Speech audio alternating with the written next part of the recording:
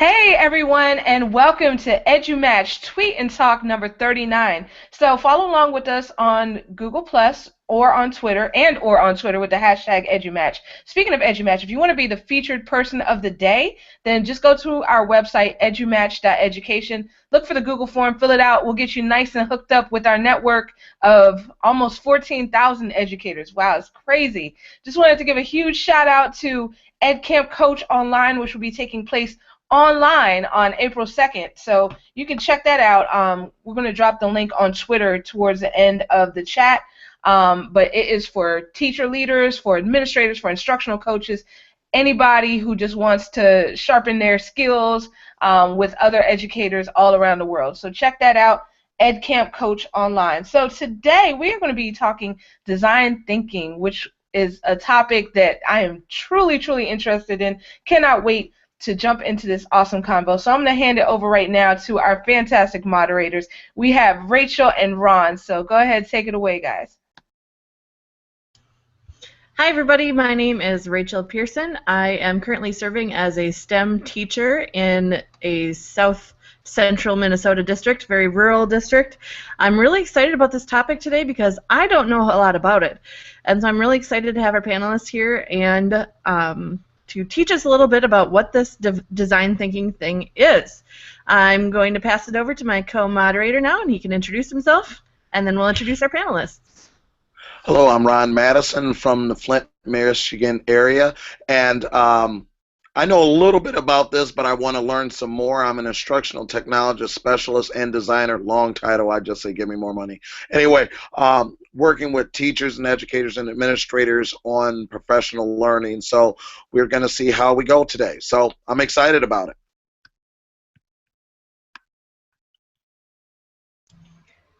And if we could start off with Cori, why don't you introduce yourself, and we'll just go across and everyone introduce, and then we can get moving. Thanks.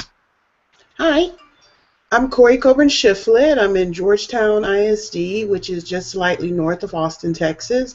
I'm an ed tech, official title, digital learning coach. Work with elementary schools. We have 10 elementary schools here, and we have been implementing design thinking in our lesson plans and curriculum for a while now, and the teachers are still excited about it, so it must be working. Awesome.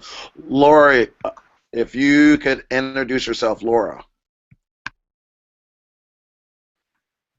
Hi, I'm trying to unmute. I'm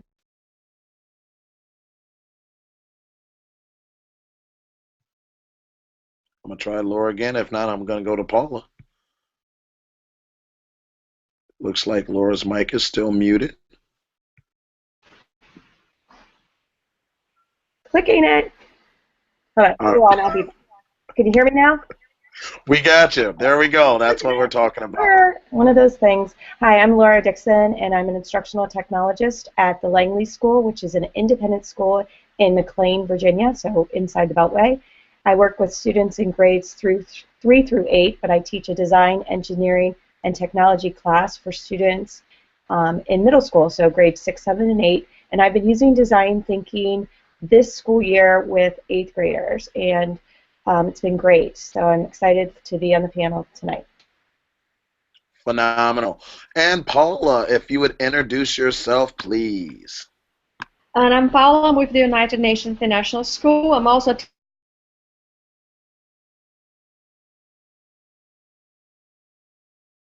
and we do a lot of design. Guild is a platform that Sarah just been through on one of our workshops, and I look forward to our chat tonight. Okay, I know we lost some of the signal, at least on my end, Paula, when you did that. Okay, so everybody did that. Could you just say your introduction just one more time, please? We greatly appreciate it. I'm Paula of the United Nations International School. I'm also a Teachers Guild coach with design thinking, and I am a STEAM chair for the European Council of International Schools. Awesome. Miss Valerie, did you introduce yourself today? I did not, but Paula sounds very distinguished, so I'm afraid that I have to come behind her. I'm just a Georgia educator from Miami, Florida. I love what I do. I work with special needs students and I teach language arts. And I'm excited to learn more about design thinking, done a little bit about it, but do not profess to be an expert in it. Valerie, I think you were the one who told me never to use the word just in front of educator. This is true, Rachel. Well, why don't we go ahead and start off with our first question. How do you define design thinking? What is it exactly? Does anybody want to volunteer to go ahead and go first on that one? Cori, go ahead. Thank you. Simple explanation of design thinking, which for me, this is just a tag we've put on something that really good educators have done for a while now, is creative problem solving. You start with the end in mind. You have to survey your audience, your client, and then go through the steps of design to get to your solution. And then that is not the end, and you reflect on your test and your results, and then go back through the problem-solving process to fix anything that might not have gone correctly, or if your end is not exactly what you desired. I mean, we've actually been doing this for a while, but I'm glad it's starting to pick up traction in education again. Does anyone else have anything that they would like to add to the first question? I do.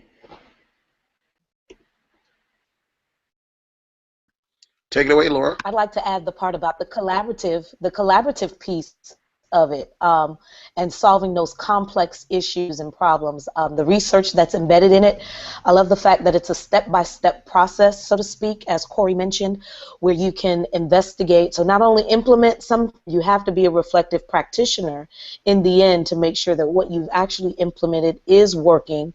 And I believe when we were chatting on the side, Cori mentioned about how her teachers in her school still love it, and so making sure that it's still effective for the audience in which you intended it to be. Laura, I see you have your mic ready to go. What did you have to add?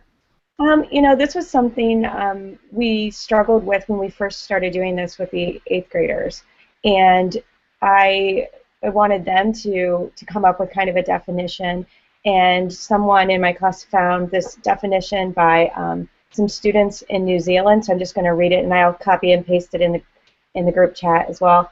But it's design thinking is human-centered problem solving, where designers go through a process which highly values empathy, which I'm sure we'll hear a lot, feedback, and multiple iterations in order to create a solution that best suits a user based on their needs and values.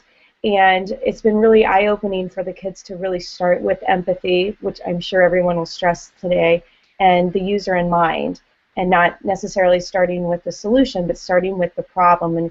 And sometimes it takes us a lot longer to actually identify the problem and go through a whole process. So for them, for my students, I want design thinking to be a way that they can solve their problems. That's it.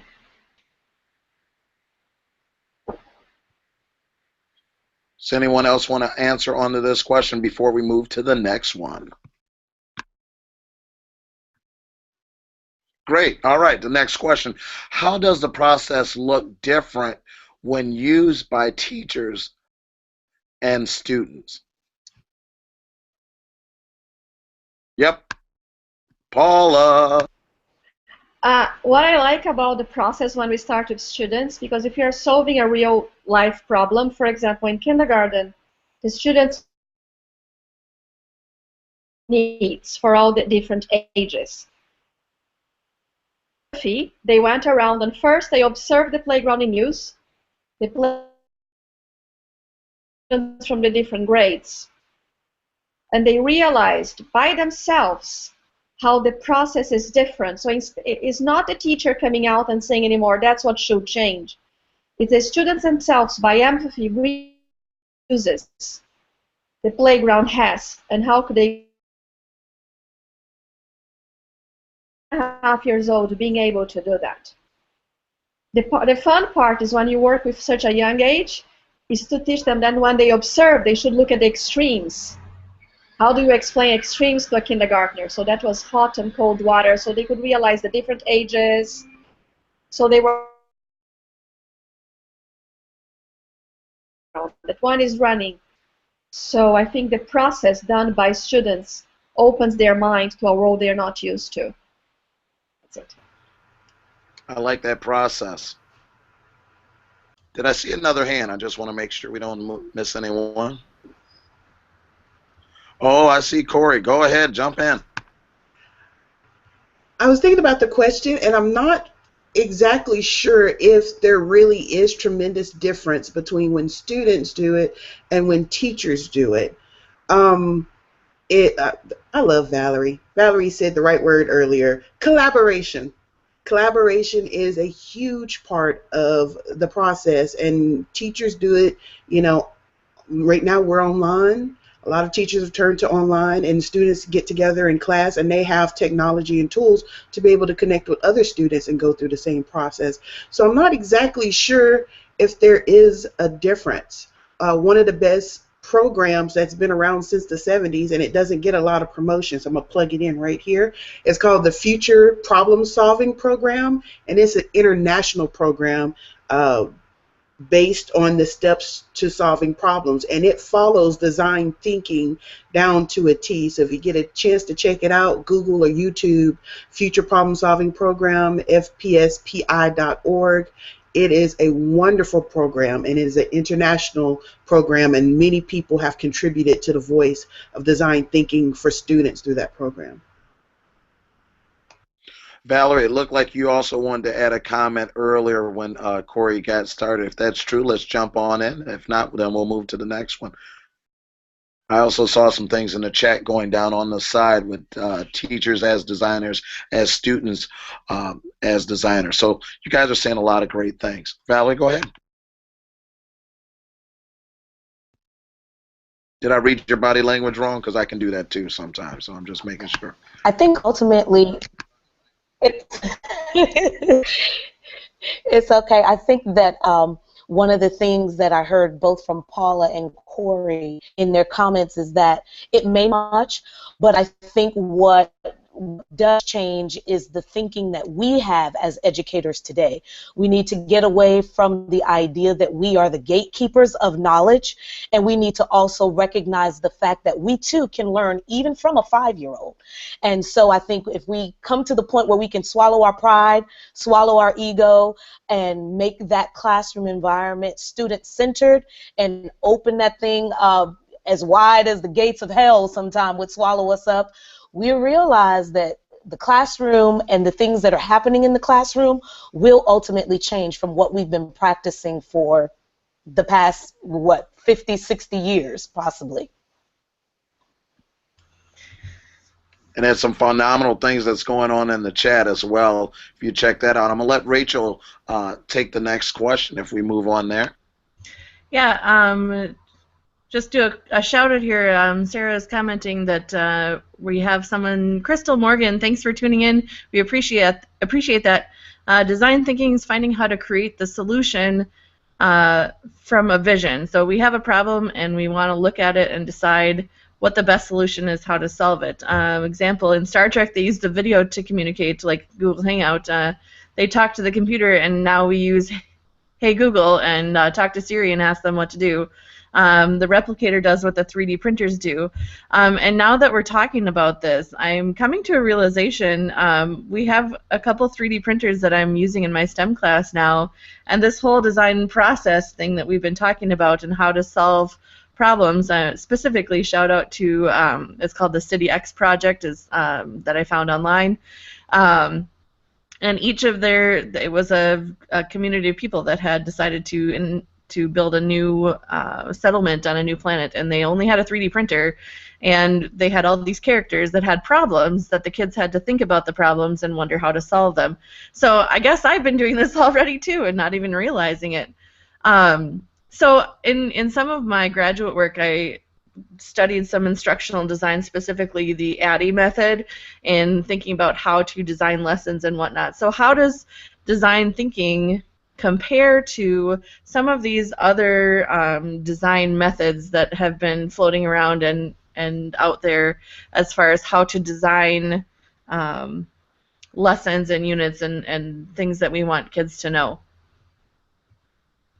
Anybody have any insights on that? I guess I'm asking these questions because I don't know the answers, and I want to find out, how does this compare to some of the other ways that we've been thinking about designing things?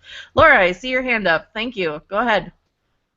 Well, I think we've touched upon it a little bit, that we can't design our classrooms the same way anymore, that it's going to be about solving their problems, and so it's that whole project-based or problem-solving ways that we go about designing our curriculum now. And it is like someone else, I think it was Rachel, said on the panel, I think we all, or Valerie, that we don't know all the answers. We're not the gatekeepers, and that we rely on our students so much more. And that's okay. And it's okay that you don't know everything about design thinking. I don't know if everybody at IDEO knows everything about design thinking. And I think it just evolves and over time, and it's a process. And sometimes we don't get it right, and we just keep iterating. And I think that we fail a lot, and I think that that's something that's changed in our classrooms, is that it's okay, and that it's not necessarily about the grade or the rubric, but it's about the process and finding ways to solve our problems. So Laura, you just mentioned something about IDEO, and in my very quick research before this started was like, that seems like the place to go to find out more information. Can you speak a little more about what they do or what they are? IDEO, I don't know exactly what kind of company you would describe them as, except maybe like a think tank in some ways, that companies go to them to help them solve problems. And it could be any kind of problem that they're having with a product or with human resources. And the thing I like about IDEO is that they stress a diverse team. And when I've gone on a couple meetups at the State Department, and they're using design thinking, they talk about that as well. You can have an ambassador from a country, as well as the secretary from the State Department working on the design team, and it's that diverse group of people that come together, and that safeness that there are no wild ideas. Throw it out there. Let everyone have a voice, and I love that, and I hope in my classroom the students feel that way as well. And so I think it's just interesting that companies like IDEO, Google, are places that have been using this all along. It's just like engineers use a design process. It's kind of similar. It's a process to solve problems. And the D School, the Stanford Design School, is where I would also start if you're just learning about design thinking.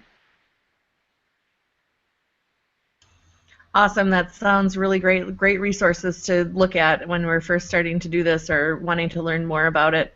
The last question we have today, we just want to share some. Oh, Paula, go ahead. I'm sorry. Just to complement about IDEO Teachers Guild, that I'm a coach, was founded by IDEO and Riverdale Country School, and they've created a design thinking toolkits for it.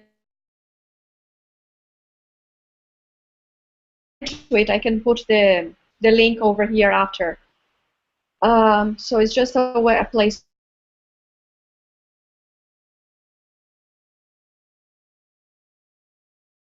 Ideation and everything.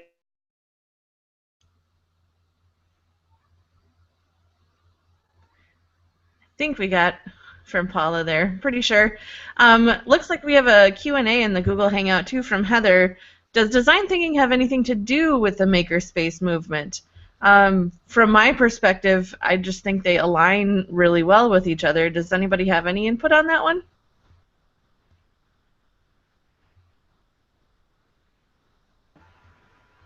I'll jump in again. I have no problem jumping in. I think you hit the nail right on the head. They complement each other, because the maker movement, letting the kids explore and try and design with the end in mind, is exactly what design thinking is. If you look at the steps on paper, there are some difference. Some people, when they use their maker spaces, it's just to let the kids explore, and they don't take the kids exactly through all the steps of design thinking. but a lot of the classroom teachers who are using makers in their classroom are visiting all those steps and making sure that students are aware that you have to think about your audience, you have to make a plan, you have to do research, you have to collaborate, you have to test, you have to reflect, and then go back through those steps. So I think you hit the nail right on the head that they really are aligned, but when you're speaking strictly maker, just the exploration and creativity could be a part of that. That's wonderful. Yeah, I really think they kind of go hand in hand with each other. You know, I heard Sylvia Martinez speak last winter, and her Design Thinking Genius Hour, her Think, Make, Improve. You know, the kids are seeing problems around them all the time, and they're going to have to figure out the answers to these problems, because there is no for the age that we're living in, there is no, you know, magic book or something that's going to tell you all the answers to all the problems that are occurring in our society and in our world, you know, as we move forward. So that's just a wonderful thing that we can have this process and teach them this process, at least in my limited understanding now. Teach the kids how to go about this process and move through it. Let's see. We have one more question for today, and we want to end on a positive note. So what are some successes you've witnessed either with teachers or with students or anybody that you've experienced with using this design thinking process?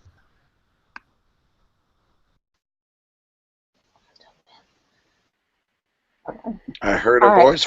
There we go, Laura. Yeah. Okay. It's like muting and unmuting. Oh. Can you hear me? We'll hit Laura, then we'll bounce from there, because I see the excitement all over the room. Everybody's like, let me do it. Okay.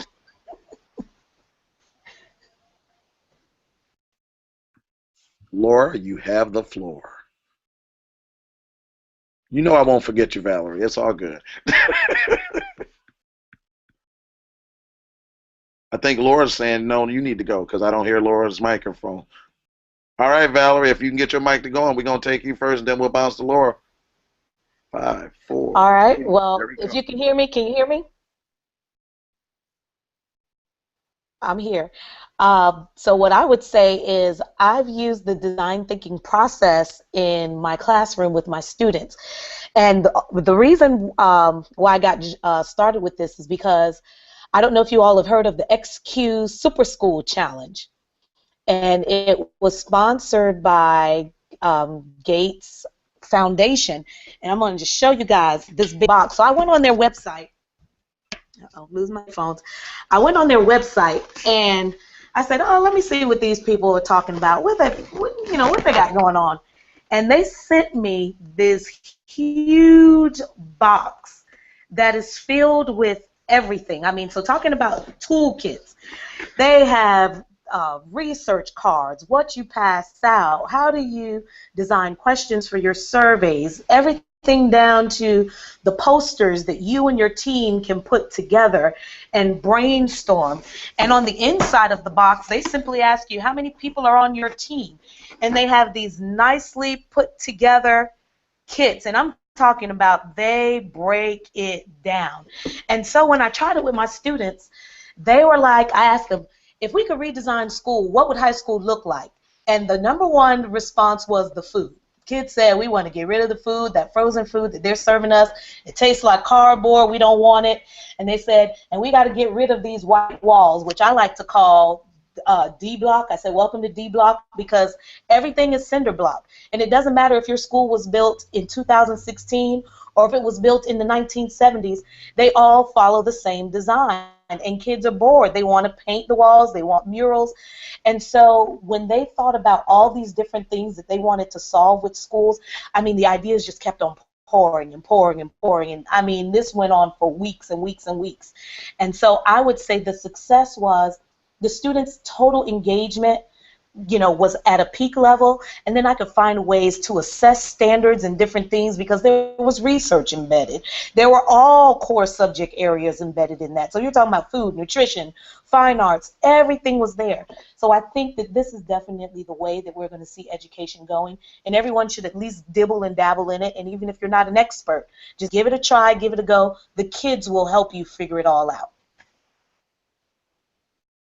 Exactly. And when you did that, I put it off to the side. It reminded me of the breakout EDUs. I just got exposed to those different kits and was giving them away at the McCall conference and things like that. So some phenomenal things. Shoot, I might have to check and see if I got an extra one, slip it to Sarah and see what we can do with that. Next person who would like to say something. You know how I am, Sarah. You didn't. Hey, Paula, would you like to give your closing response? I know your signal's been... Design thinking process is bad. The design thinking process would... No? Yeah. Is that good or bad? I can hear you. I can hear you. Keep it going. Keep it flowing. I like that. Thank you so much.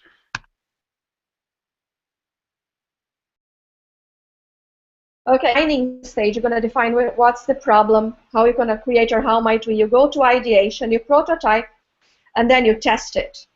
So what I think is successful is with students that they create the question they will solve through the lesson.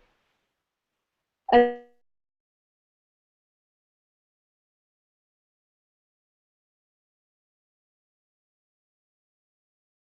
how to approach with them. That's going to be the success of the lesson you're the topic you have. What do they think they should learn from that until they get to your own how might we? Might not make a lot of sense if you're not used to the design thinking process yet. But when you start learning and reading about it, you will get the how might we. So if I could recap of what you just said, Paula, because I know it was coming in and out, for someone that hasn't done it. So are you talking about, so you would really put it on the students to create questions on what they expect to learn and how they would process that to resolve the problems with that? More or less, yeah, it's more or less like this. The students, you're going to define the empathy. Can you see the empathy? So they interview and discover what the problem is. And then they create the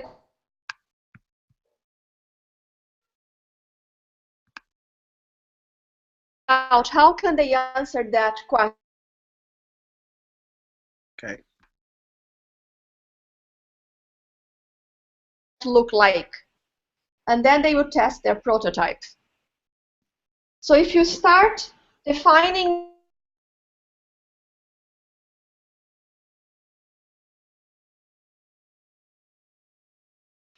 but I create my lessons on the wall, we were just there.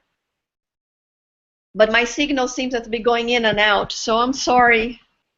Oh.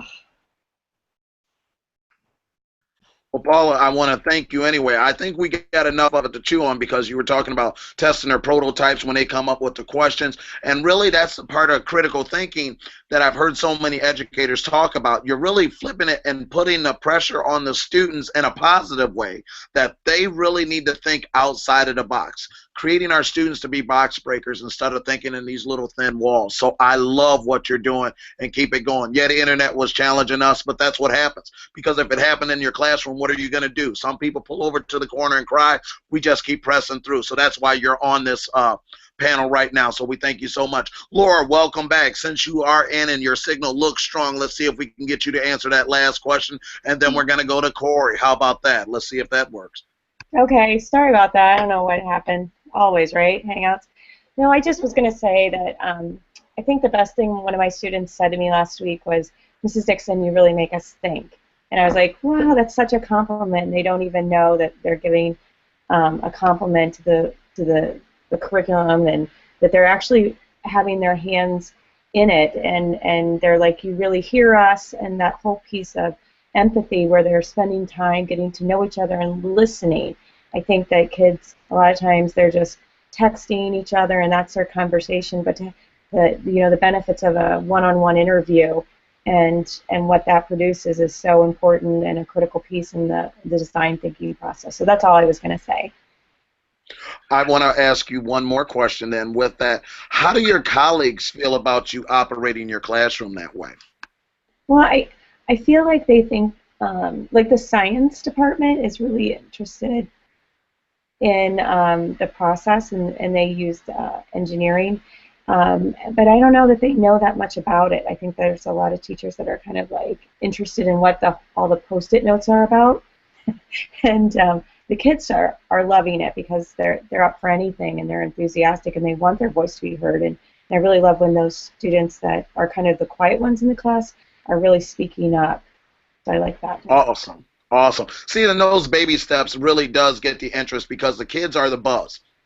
You know, they really do the PR in the building because I know another teacher in my area, she does stuff like this, and all the other teachers, it makes them uneasy because they're not in full control, but you flipped it over to the students. But that's really where the empowerment goes. But anyway, I'm going to give some power to Cori. Cori, let's take it over and answer this last question, please. Okay, well, I have a challenge for the teachers out there, especially if you're not already doing design thinking with your students. My challenge is for the teachers to implement design thinking when creating lessons and involving the curriculum for their students, because I'm a firm believer in leading by example. We don't always want to push things on kids without trying it first. So I want the teachers to just try it, and if you're not very familiar with design thinking, just go online, Google a little bit, go through the steps, because good teachers have already been doing these steps. Number one, you empathize. You have to know who your students are. You have to know their needs. You have to know what level they operate on. You need to know which style of learning they have. So you have to know your students. That is the very first step. And once when you're done with that research, you can use your students' points of view to idealize what do I need to incorporate in this lesson, especially when considering their levels and their style of learning. And then you use that prototype, your ideals, everything that you gathered for this lesson, and you try it out with your students. That's your test. And then reflect what worked, what didn't work, and then you go back through the steps again, because we're not teaching our kids, we're not facilitating their learning for uniformity anymore. Those days are over. We want their growth and we want their success. So I challenge teachers to use design thinking when planning your lessons and your interactions with your students. Awesome. Go ahead, Rachel. I'll be quiet. All right. Well, I guess I consider myself that this last half hour has been a wonderful crash course into what this is and why it's important, and I want to thank all of you for your unique perspectives and enthusiasm towards this topic, because it just gets me fired up inside and I want to go back and do it right now. So I want to thank everybody again for being here. Thank you to Ron for co-moderating with me. Shout out. Woo. Yeah. And we will turn it back to Sarah to close things out. All right. Wow, this conversation really has my brain just whoosh, once again. So thank y'all so much for everything that you have done. Thank you to our awesome moderators, Rachel and Ron. Thank you to everyone on the panel, Cori, Laura, Paula, Valerie. Thank you all so very much. Thank you to everyone who's tweeting. We saw y'all in the Q&A, so thank you for that, and thank you to everyone who is watching us. So this podcast will be storified, or I'm sorry, no, it will not be storified. We will be tweeting out the transcript and the collection of resources through participate.com, and it will be available as an iTunes podcast within the next few weeks or so. So next week we're going to be having a very special episode. We're going to be hearing directly from the kids. So if any of you have any children that you would like to feature next week, we'd love to pick their brains, see what they like, what they think works about education, what doesn't work. So would love to have your kids on. So just let us know. And anyone can be a panelist. So just leave a comment on the Google Hangout page, bit.ly/tweettalk39. If you want to subscribe, then please do so at bit.ly/edumatch podcast, and there's a fantastic graphic that Rachel made that's circulating with the hashtag EduMatch on there, as well as a remind code. So great idea from Valerie to create that remind group to never have you miss another episode of the Tweet and Talk. So thank you again. See you all next week. Same bad time, same bad channel. So have a great night, everyone.